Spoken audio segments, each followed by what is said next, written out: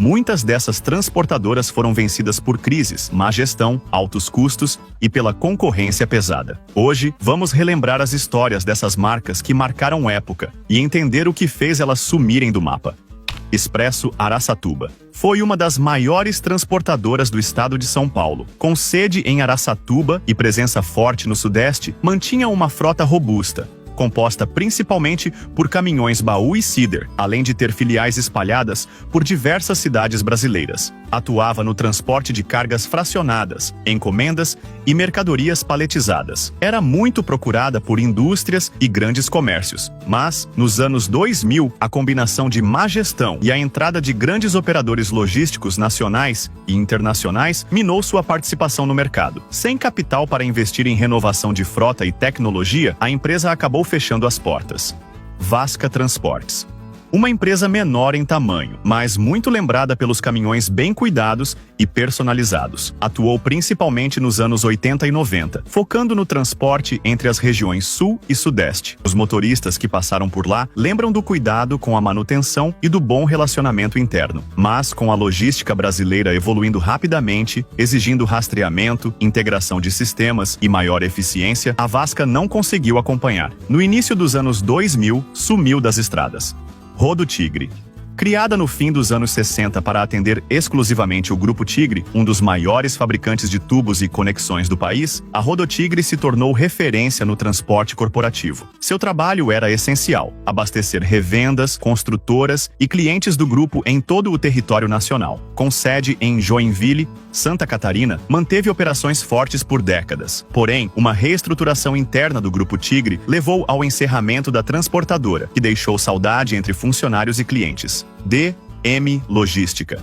Fundada em 1977, a DM Logística começou pequena e foi crescendo até conquistar presença nacional, com filiais em pontos estratégicos do país. Transportava de tudo: alimentos, eletrodomésticos, produtos industriais, mas a partir dos anos 2000 enfrentou concorrência cada vez mais feroz, margens de lucro apertadas e dificuldades para investir em frota nova. Em 2010, encerrou suas atividades, encerrando mais de 3 décadas de história. Tegon Valente. Especializada no transporte de materiais de construção e cargas industriais, a Tegon Valente tinha como base principal o Sul e o Sudeste. Sua frota era formada por caminhões médios e pesados com carrocerias abertas e baús. Atendia clientes importantes do setor, mas sofreu com a desaceleração da construção civil e a entrada de concorrentes mais estruturados, o que acabou levando à sua saída do mercado. Michelon Transportes. Fundada no Rio Grande do Sul, viveu seu auge nos anos 90, quando contava com mais de 250 caminhões próprios. Era muito forte no transporte de alimentos e bebidas, atendendo grandes indústrias, mas, ao perder contratos-chave e enfrentar o aumento constante do diesel, além de problemas financeiros internos, entrou em colapso. No início dos anos 2000, decretou falência. Os caminhões foram leiloados e muitos funcionários ficaram sem receber. Coral S.A. Baseada em Santa Catarina, chegou a ter mais de 300 caminhões e implementos, sendo referência no transporte de cargas pesadas. Operava rotas longas no Sul e Sudeste. Na década de 2010, começou a enfrentar sérios problemas financeiros, dívidas bancárias, ações trabalhistas e atrasos com fornecedores. Tentou uma recuperação judicial, mas não obteve sucesso. O CNPJ foi encerrado e a frota desativada. Rodofanti.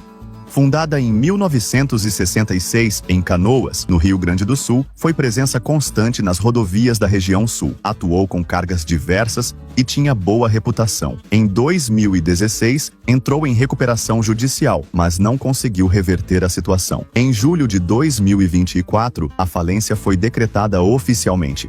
Expresso Mercúrio, uma das maiores empresas de transporte de encomendas do Brasil. Fundada em 1946, construiu uma rede nacional e faturava dezenas de milhões de reais por ano. Em 2007, foi adquirida pela TNT Express, incorporando suas operações. Para muitos clientes e motoristas, foi o fim de uma era. Rodomar Transportes. Em 1987, a Rodomar rodou mais de 22 milhões de quilômetros e transportou 8 milhões de toneladas. Sua frota azul e amarela era facilmente reconhecida nas rodovias. Era referência nacional, mas acabou encerrando as atividades, deixando um legado forte entre os apaixonados por caminhões.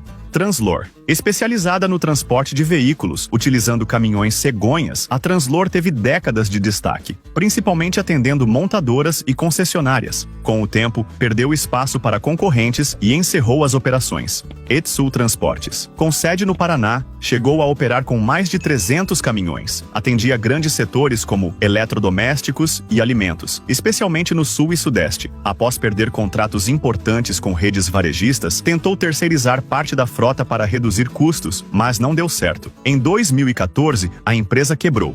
Expresso Cruzador, com sede em São Paulo, foi referência no transporte fracionado, especialmente para a indústria têxtil e o comércio atacadista. A empresa era conhecida pela pontualidade e pelo atendimento personalizado, algo que atraía clientes fiéis. No entanto, a partir dos anos 2000, o mercado se concentrou nas mãos de operadores logísticos gigantes que conseguiam oferecer preços menores e integração tecnológica. Sem conseguir competir nesse novo cenário, a Cruzador encerrou as atividades no início da década de 2010, Di Gregório Transportes. Muito conhecida pela pintura branca, vermelha e azul, a Di Gregório atuava com frota diversificada, baús, graneleiros e cider. Atendia principalmente a rota sul-sudeste, transportando desde alimentos até produtos industriais. Por um bom tempo, manteve contratos importantes com grandes clientes, mas a pressão por fretes mais baixos, aliada ao aumento dos custos fixos, acabou sufocando a operação. Pouco a pouco, reduziu a frota até encerrar as atividades.